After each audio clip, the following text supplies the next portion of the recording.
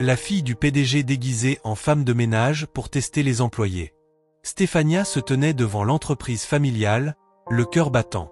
Fraîchement diplômée d'un master à l'étranger, elle n'intégrait pas un poste de direction, comme beaucoup l'auraient attendu, mais débutait comme femme de ménage.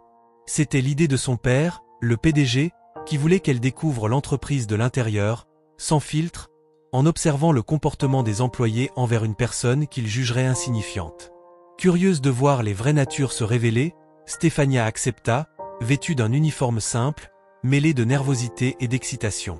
Madame Clémence, une employée senior, l'accueillit chaleureusement et la présenta aux autres. Certains l'ignorèrent, d'autres la saluèrent distraitement, mais Jacques, un cadre arrogant, la toisa avec un sourire moqueur. « Femme de ménage, hein » marmonna-t-il. Stefania, déterminée à garder son rôle secret, ne réagit pas. Élevée dans le luxe, mais marquée par les valeurs d'humilité de sa mère, elle savait que le respect se gagne par les actes, non par l'argent. Dès le lendemain, en uniforme bleu et blanc, elle affronta la réalité. Jacques, fidèle à son attitude, renversa volontairement du café sur son bureau, lui ordonnant de nettoyer avec un ton narquois. « Plus vite, si tu veux durer ici », lança-t-il. Stefania, ravalant sa colère, s'exécuta en silence. Maël, un autre employé, protesta. « Ce n'est pas juste, Jacques, elle n'est pas ta servante. » Mais Jacques l'ignora, jetant même une feuille froissée au sol pour humilier davantage Stefania.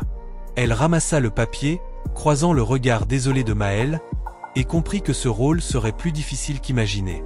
Les jours suivants, les provocations de Jacques s'intensifièrent. Un après-midi, seule dans la salle de conférence, Stefania se retrouva face à lui. Il ferma la porte, un sourire suffisant aux lèvres. « Tu travailles dur, j'aime ça », dit-il, s'approchant. Lorsqu'il posa la main sur son bras, insinuant qu'elle pourrait améliorer sa situation, en lui cédant, Stefania, esséurée, le repoussa fermement. « Je n'ai pas besoin de votre protection », déclara-t-elle. Furieux, Jacques la menaça, « Personne ne croira une simple femme de ménage. » Mais elle resta inébranlable, certaine que la vérité finirait par éclater. Le jour de la réunion générale, tout bascula. Stefania, en uniforme, se tenait discrètement au fond de la salle. Jacques, confiant, railla sa présence. Pourquoi une femme de ménage est-elle ici? Monsieur Alembert, le PDG, entra alors et annonça calmement « J'ai invité mademoiselle Stefania ». Devant l'insistance arrogante de Jacques, il révéla la vérité. « Stefania est ma fille et votre prochaine PDG ». La salle explosa de surprise. Jacques, livide, balbutia, incapable de se défendre.